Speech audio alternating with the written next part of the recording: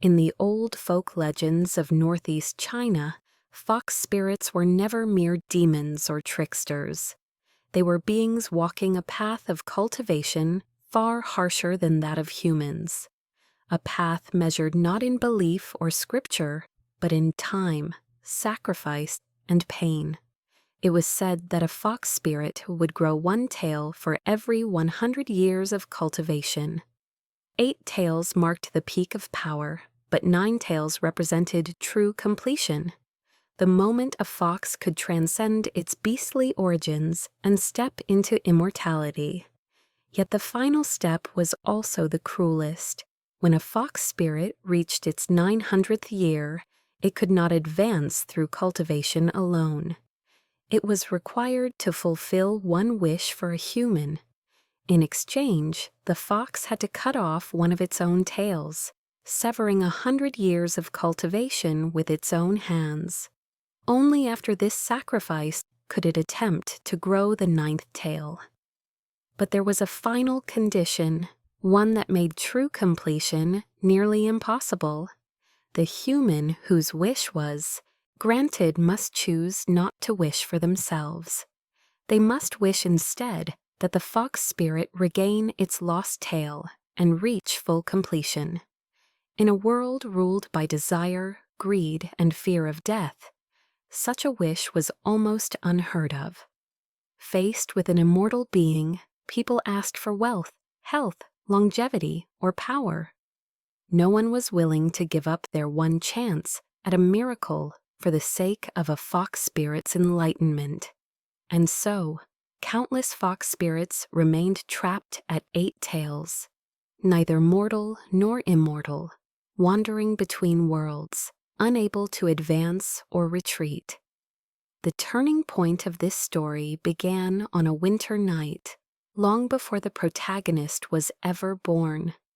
His great-grandmother was still a young woman then. She was not a cultivator, nor did she possess spiritual power, but she had something far rarer, a heart deeply rooted in Buddhist compassion. She believed that all beings, human or otherwise, carried their own suffering and deserved respect.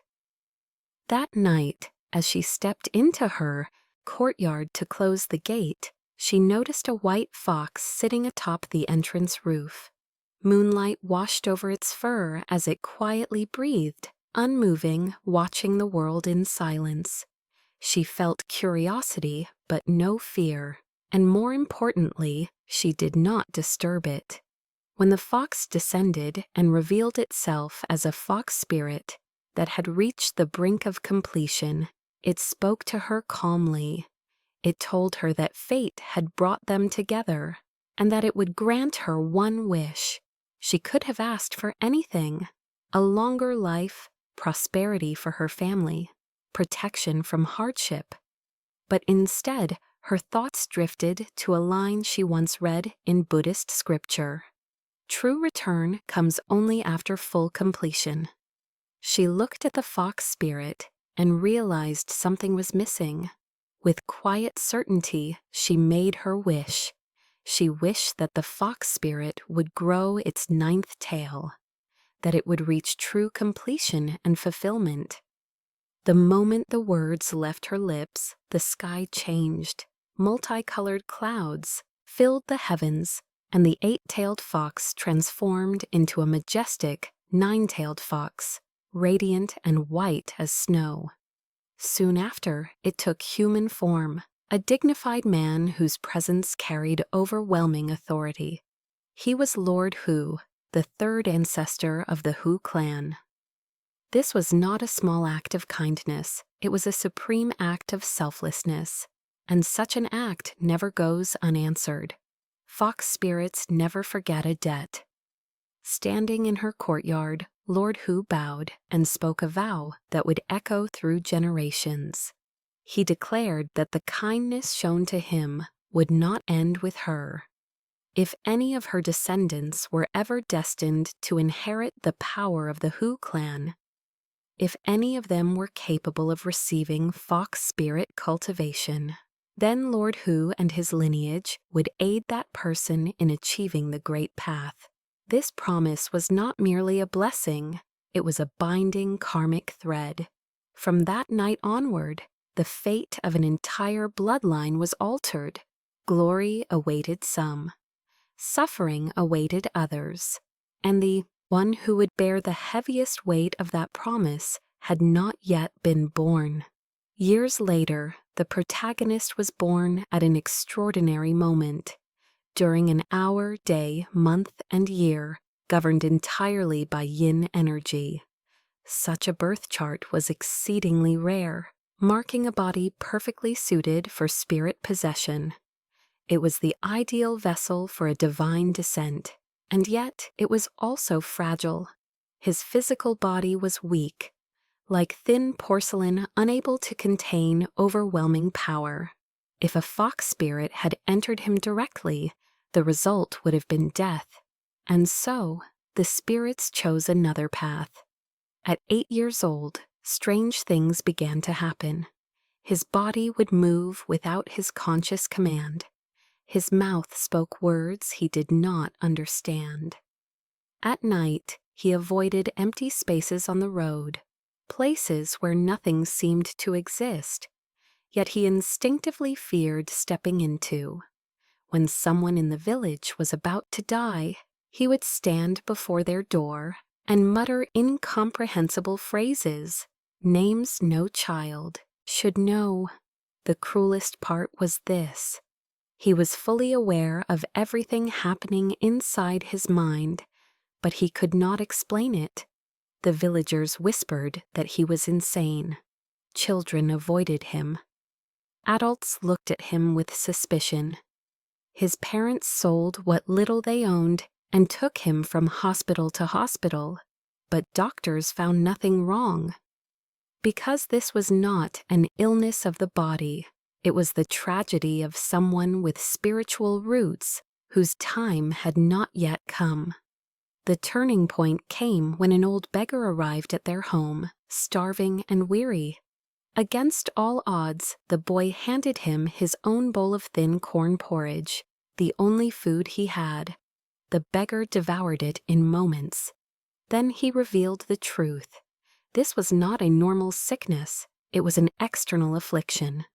A powerful fox spirit had sealed the boy's 5 senses to strengthen his soul, preparing him for the future. No amount of money or medicine could cure it. The beggar was no beggar at all. He was Lord Hu the Fifth, ancestor, appearing in mortal disguise. The old man delivered one final warning. When the boy's soul became strong enough, the seals would be lifted, his senses would return, and his path would open.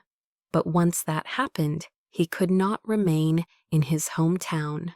If he stayed, disaster would follow, not just for him, but for the entire village. To awaken meant to abandon his old life, and from the moment those words were spoken, his fate had already begun to move. 18 years passed in uneasy silence. From the outside, the boy appeared calmer as he grew older. The uncontrollable episodes became less frequent.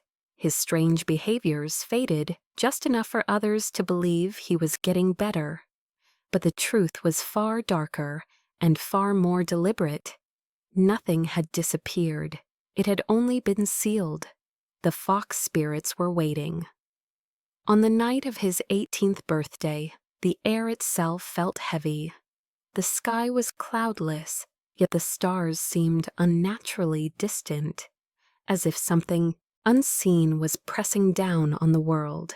He woke before dawn with a crushing pain behind his eyes, his heartbeat echoing like a drum in his chest. Then, without warning, the seals broke. Sound rushed in first, too loud, too sharp. He heard whispers beneath the wind, footsteps where no one stood, breathing that did not belong to the living. Sight followed. Shadows no longer clung to the edges of objects. They moved independently, forming shapes that twisted and recoiled when noticed. Smell, touch, awareness, everything returned at once. This was not awakening, it was overload.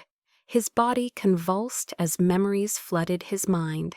Visions of fox spirits bowing beneath moonlight, ancient vows spoken before heaven, and a single woman standing in a courtyard centuries ago, making a wish that would reshape generations. He finally understood. The suffering of his childhood had not been punishment, it had been preparation. That night, Lord Hu, the fifth ancestor, appeared again. No longer disguised, his presence filled the room, commanding and cold, yet not unkind. "The sealing is over," he said. "From this moment on, you walk the path that was promised long before you were born." The boy asked only one question. "Can I stay?" Lord Hu shook his head. "No." At dawn, the boy left his home with nothing but a small bag and the clothes on his back. He did not say goodbye properly. He could not. His parents sensed that something irreversible had happened, but they lacked the words to stop it. They stood at the doorway as he walked away, unaware that this was the last time their lives would ever feel normal. To accept the power of the Hu clan meant severing ties with the mundane world. As he traveled farther from his village, the spiritual realm revealed itself more clearly. He began encountering wandering entities, some curious, some hostile.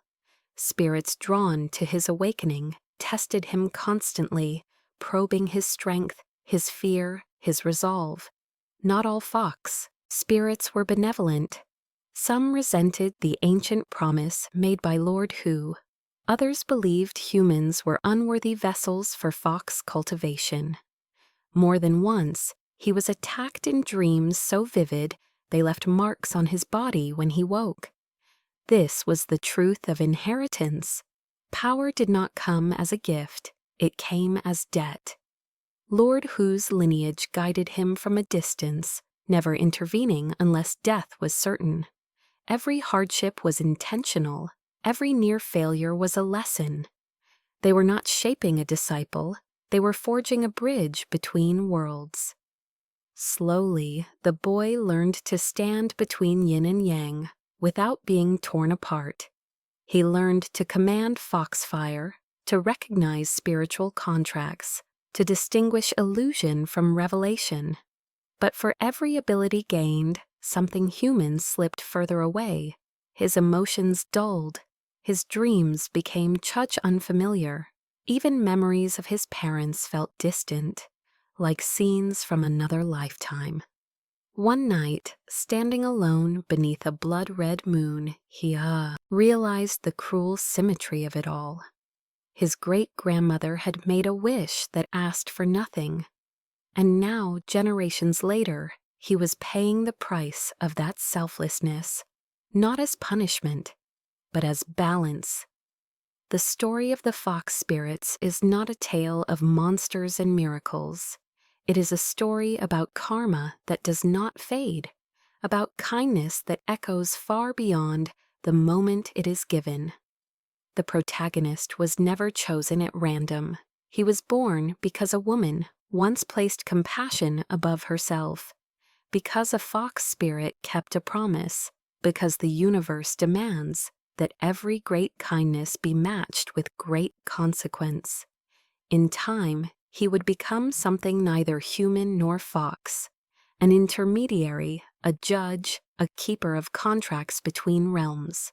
Some would worship him, others would fear him, very few would ever understand him. But one truth would remain unchanged. Fate was not imposed upon him. It was inherited, and once inherited, it could never be returned. The night the contract was formed, the world fell unnaturally silent. No insects cried. No wind moved the trees.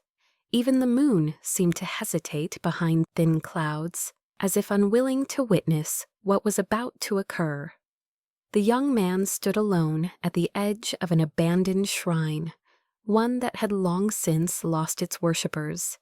Cracked stone tablets lay half buried in weeds, their inscriptions worn away by time. This was not a sacred place chosen for comfort. It was chosen because no human prayers remained here. Lord Hu, the third ancestor, appeared without warning. Unlike his previous manifestations, he did not conceal his power. 9 luminous foxtails unfolded behind him, each one carrying centuries of cultivation. The pressure alone forced the young man to his knees, blood pooling at the corner of his mouth.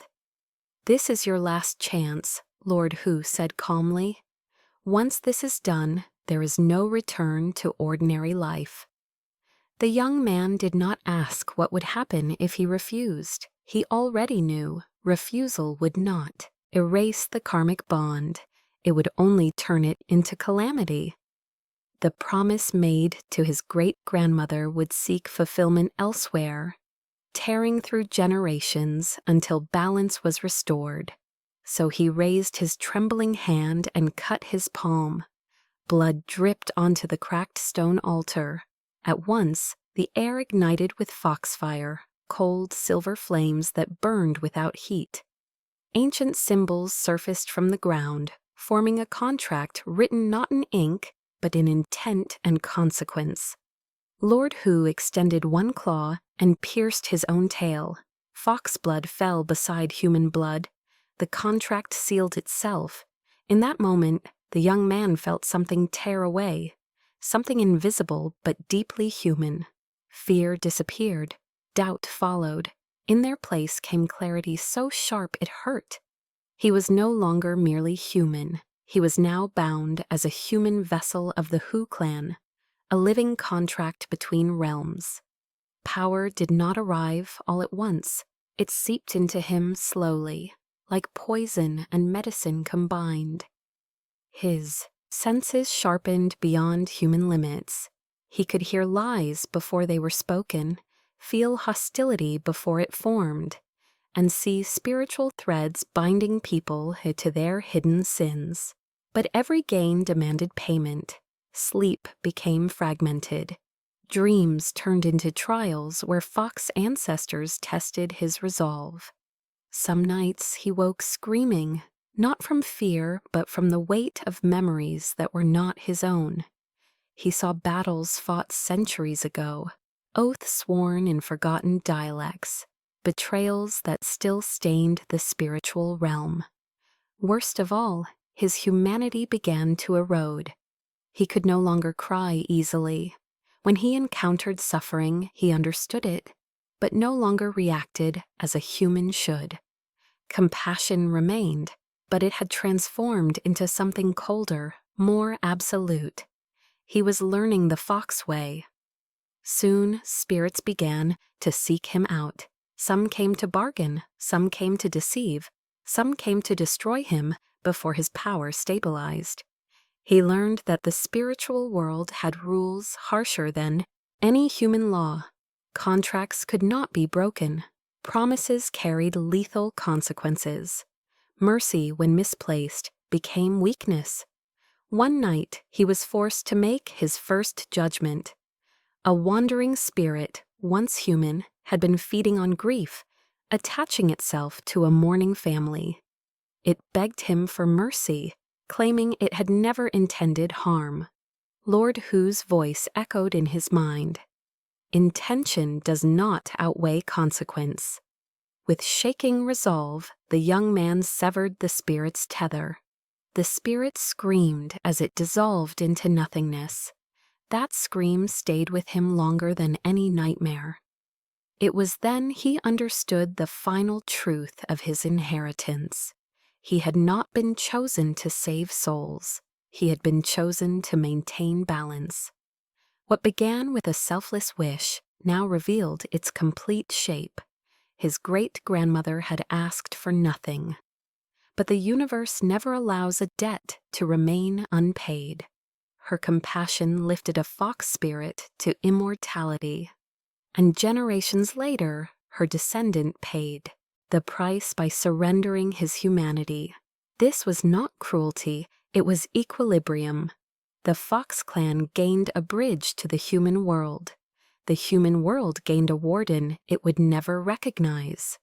And the young man, once a child feared as mad, stood between both, unable to fully belong to either. Yet, in rare moments of stillness, when the moon was high and the world briefly aligned, he remembered why it had all begun. A single wish, a single act of kindness, a single promise kept across centuries. Fate was not unfair, it was exact. The first true enemy did not arrive with thunder or warning. It came quietly, so quietly that even the spirits hesitated to speak its name.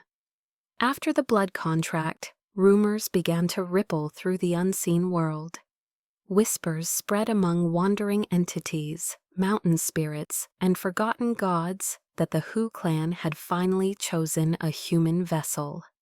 To some, this was a return of balance. To others, it was an unforgivable violation. Among those who took offense was a being far older than the young man himself. It had once been a guardian spirit, bound to a remote mountain long before the Hu clan rose to prominence. In ancient times, it protected travelers and villages, demanding nothing but seasonal offerings. But centuries passed, faith faded, and its mountain was carved apart for stone and timber. Forgotten gods do not die easily, they rot. Deprived of worship, the guardian spirit twisted into something resentful, half deity, half wraith. It survived by stealing belief, feeding on fear instead of prayer. In time, it learned a dangerous truth. Humans were easier to control through despair than devotion.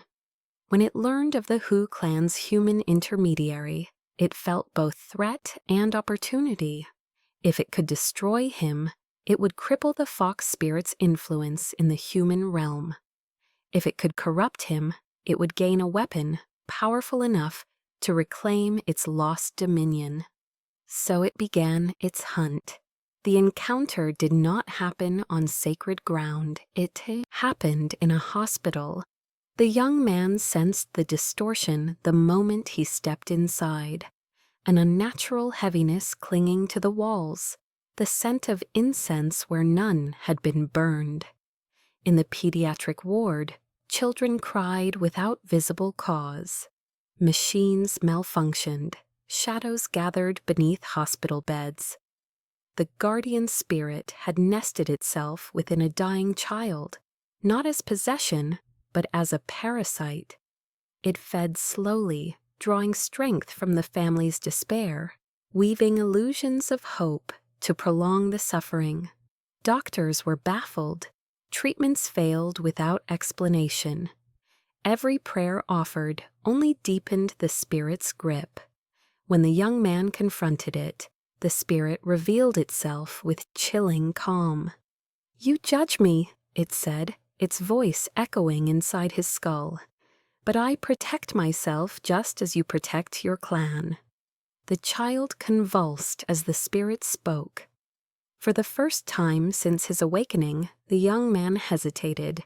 If he destroyed the spirit outright, the child would die instantly, the parasitic balance violently severed. If he allowed it to remain, the child's suffering would continue until nothing was left. There was no clean solution. This was not a test of power, it was a test of judgment. Lord Hu did not intervene. The ancestors were silent. This decision belonged to the human alone. The guardian spirit sensed his hesitation and pressed its advantage. "I can leave," it whispered, "but you must let me bind myself to you instead. Shelter me, and I will lend you my strength. Refuse, and the child dies by your hand."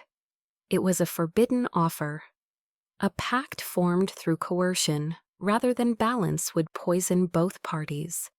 Accepting it would grant immense power, but at the cost of corruption that could never be fully undone.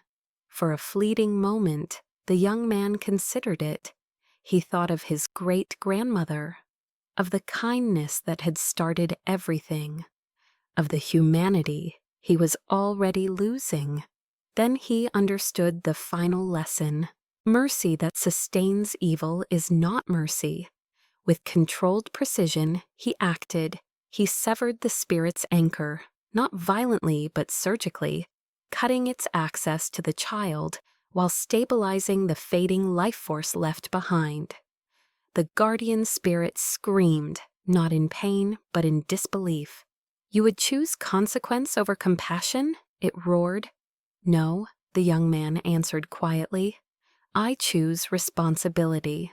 Foxfire ignited, not silver this time, but pale gold, shaped by both human will and fox law. The guardian spirit was bound, compressed, and dismantled piece by piece, its stolen divinity stripped away and scattered back into the land it once protected.